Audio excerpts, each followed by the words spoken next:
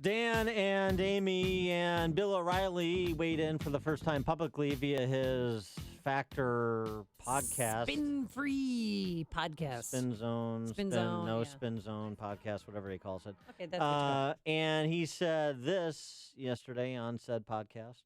I am sad that I'm not on television anymore. I was very surprised how it all turned out. I can't say a lot because there's much stuff going on right now. But I can tell you that I'm very confident that truth will come out.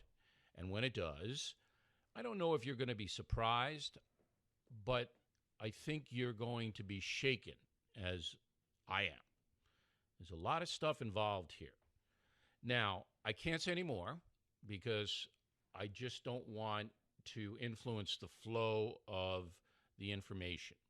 Okay, I don't want the media to take what I say and misconstrue it. And you, as a loyal O'Reilly listener, have a right to know, I think, down the lane what exactly happened. And we are working in that direction, okay? And then right after that, he gave away a pair of loofah mitts to the sixth caller. And a free tropical vacation. Yeah, somebody who's opined on this is our friend Andrew Clay. We've got two great authors, two great books today. We had Father Paul Scalia, Anthony Scalia's son, his book, That Nothing May Be Lost, Reflections on Catholic Doctrine and Devotion. Andrew Klavan has an excellent book. It's been out for a bit yet. We've mentioned on the show before, but you really should pick it up. The Great Good Thing, A Secular Jew Comes to Faith in Christ. Andrew Klavan, who is a celebrated and very accomplished Hollywood screenwriter, is actually surviving in Hollywood despite these radical views that he has, is no easy trick. Andrew Klavan, thanks for joining us again. Appreciate it. It's a pleasure to be here. So in your piece on Bill O'Reilly, you write, a rich and powerful man, hell, even just a presentable man, can have as much sex as he wants without making the people he works with uncomfortable. That has not been my experience, so please do tell. Well, I can't. These rules may not apply to everyone, right? But I think they don't. In general, one of the things that I object to on the right, on my side, is reaction. People being reactionary. I mean, feminism, which I think is just a really toxic, poisonous philosophy, which has run down men and made men feel bad about being men, about acting the way that men naturally act. Causes men on the other side to react by saying, yeah, it's okay to treat women disrespectfully, to be overly aggressive, to be overly macho. And that's not where I stand. I mean, I believe men should be gentlemen. I think that they should walk in such a way that they respect everybody around them. And when I hear, I don't know what happened with Bill O'Reilly. I do not know. People make false charges. They make charges for money. But when I hear a woman like Margaret Hoover, who's somebody I respect, say that, O'Reilly never harassed her, but she made sure never to be in a room alone with him, it makes me think that maybe Bill wasn't operating on the highest chivalric principles all the time. And, that's just something that I think we can all say is not something we necessarily approve of. As a conservative, I believe that men should act like gentlemen and women should act like ladies. I think that makes the world a better place. But sounds so simple. It's simple things that we learn in kindergarten. Really, I know, isn't it? It's keep your loofah mitts to yourself. In back and forth, yeah. But what I'm really concerned about, I think when sex is involved in a news story, that's all anyone can talk about. All anyone can talk about is sex because sex is sexy and it's fun to talk about. But what's really happening here is the dismantling of Fox News. And it's happening because of a generational battle within the Murdoch family, where you have Rupert, who's now 86 or so, who realizes that Fox News is a lone voice for a point of view. It's very profitable. It's unique. And then you have his sons, who run 21st Century Fox, which owns Fox, who really want to move in these circles of New York and London, where people don't respect Bill O'Reilly, where people laugh at Sean Hannity, where that bubble of the coastal elites, where they find those people just a little bit beneath them, And I don't think those guys want that anymore. I don't think they want to go to those cocktail parties with the smell of conservative cordite on them. And I think what is happening is they are allowing these, undefined scandals, these things have not been proven. There's been nothing that's proven against O'Reilly. nothing proven even against Ailes. They're allowing those things to gut Fox News because I think they want to reform it and make it something more presentable to the coastal elites. And for us, I think that's a tremendous loss. I don't care whether you like Bill O'Reilly or like Sean Hannity. To have one station, one news outlet, major news outlet, that is not a cesspit of leftist lies has been an important development in the history of information flow in this country. This was not true before. Well, but I mean, just to interject there. Yeah, there was evidence against Bill O'Reilly. Well, even just not to, yeah, I mean, I agree. I think Bill O'Reilly is, I mean, I know one of the people that is involved in the settlement with him, and I believe her just as you believe Margaret Hoover. Mm-hmm. And so I think Bill O'Reilly acted badly. I think Roger Ailes probably did too. I mean, just the manifest number of people coming forward with similar allegations of a serious nature and the big checks that are being written. It's not this positive, but it certainly is an indicator. But I don't even want to litigate that again. What you're talking about Fox News, the quality of conservative content, even on Fox News. It's not like that Fox News is replacing Bill O'Reilly with Andrea Mitchell, but I wonder if you'd be so courageous as to weigh in on the quality of content that's produced by The Five or some of the other hosts on Fox News. And maybe it's not just that it's going left, but it's just diluting the heft of the content that's provided. Well, to me, the best thing that Fox has ever produced, and the thing that makes everything else on it worthwhile, is Bret Baier's newscast. Yeah, I agree. Mm-hmm. That is the one fair, and even left-wing journalists, when they're in their cups and being honest, will admit it is the only fair newscast on TV. And the content at Fox suffers the way a lot of conservative content suffers, by playing down to people, by trying to play to the lowest common denominator. We don't have a conservative NPR. We don't have a conservative culture venue. And these are the things that drive me crazy, because I think we allow the culture to be taken over by the left at every level.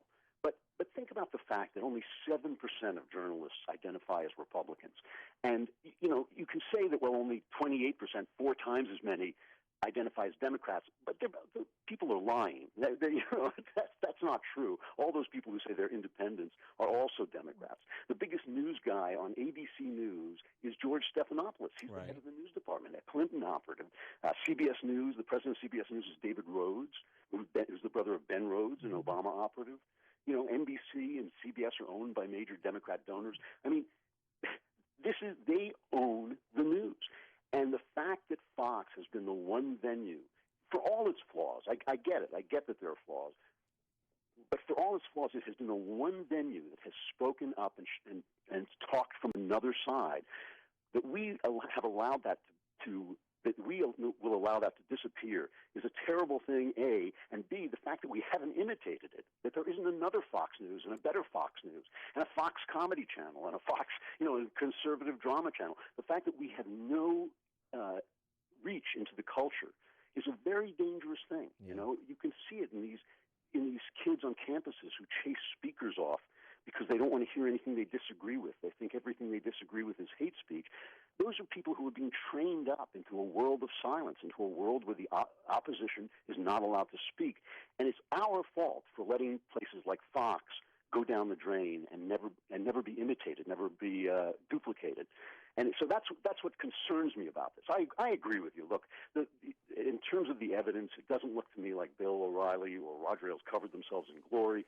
I think it's absurd that women should have to go to work and worry about some 67-year-old guy chasing them around the table. I think that's just untoward and inexcusable. But the fact that we are going to let the younger Murdochs gut this place and leave in its place a shell of what it was is a very dangerous thing for discourse in this country. And that's the thing I think we ought to be thinking about as we go forward, and what kind of news companies are we going to start forming? How are we going to use our money, the conservative money? What are we going to build instead of building, another campaign to build a wall on the Mexican border? I think we need more cultural outlets, and that's what I'm worried about what's happening at Fox. Yeah, but do you think, they can also cultivate conservative voices and conservative talent over there at Fox to replace people such as Bill O'Reilly, unless you think he's irreplaceable? It's not that, Amy. It's that I don't think they want to. See, I don't think the younger generation of Murdochs want to replace Bill O'Reilly with the next Bill O'Reilly. And so if they go the direction of, say, CNN, that would open up a market opportunity for somebody to come in and do a Roger version Ailes. of Fox. Roger Ailes Well, I starting don't his know, own network. but somebody.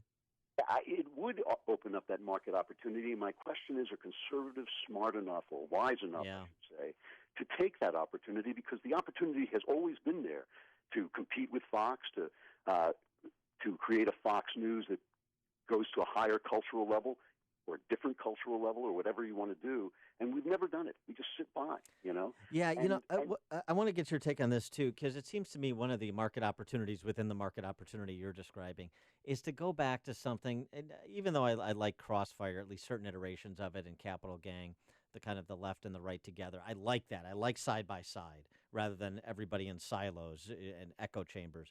But I'm thinking more, and I don't know if this has any appeal anymore, more like Buckley's firing line, where you had left and right public intellectuals as well as practitioners in the dark arts of politics on two sides, and there was a resolution that both sides would debate over the course of 45 minutes or an hour, and you would really get texture and layers to the arguments rather than just kind of, my pithy soundbite versus your pithy soundbite on the rare occasions when you actually do have left and right together. This is, I think, what you're talking about, and I've been pitching very similar ideas to people. I think that is a great idea. I turn on PBS in my neighborhood in L.A., and there are nights when I'll just look, and it's just Tavis Smiley, the Tavis Smiley Show, again and again and again, a left-wing commentator.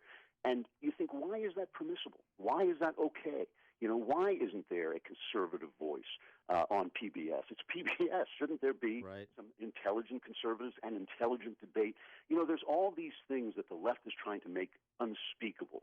They want certain points of view to be – they actually are saying it now, that hate speech isn't free speech, that we should be able to censor people who disagree with us, and that's okay. We need to get those voices out. We need to normalize all kinds of speech. We need to normalize debate. We need to normalize people saying, calling people racist is not an argument. Calling people sexist or Islamophobic is not an argument. But here's the argument on the other side, and let people decide for themselves. I completely agree with you. But what's the hurdle for the conservative alternative to Tavis Smiley on PBS? Is it the lack of conservative imagination? Or is it just the gatekeepers are doing a good job of keeping conservatives out? Well, I think it's a little bit of both. I mean, listen, the gatekeepers are very committed to keeping conservatives out. As I know from working in Hollywood, they are serious about silencing those voices. But it really is, in my opinion, conservatives' fault. When we have, Andrew Breitbart used to talk about this all the time. When we have money, we tend to run in and we pour all that money into the latest congressional campaign, and we got to win this little place in Ohio, and we got to win this little district over here in Florida.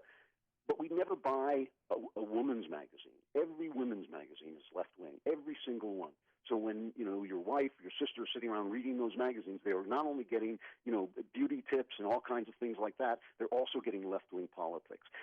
Every news show, left-wing. We don't do anything about it. Every movie company, left-wing. We don't do anything about it. And it's just short-sighted because the thing is, conservatives tend to think in terms of crisis. Oh, it's a crisis at the border. Oh, it's a crisis on the Supreme Court. It's always something happening right now that needs all our focus. Leftists are smart. They realize that the culture washes away the ground out from under our feet over 30 years. Yeah. It's 30 years down the line that the bad guy gets elected because they saw 30 years of television shows telling you that the bad guy was the good guy. And we just don't think in those terms. No, I think that's an excellent point. I mean, I really think you're nailing it. He is Andrew Klavan, Hollywood screenwriter. You know him from such films as books and then films, True Crime. He's the author of a new book, The Great Good Thing, A Secular Jew Comes to Faith in Christ. Andrew, thanks again for joining us. Always a pleasure. Thanks a lot. And he joined us on our turnkey.pro answer line.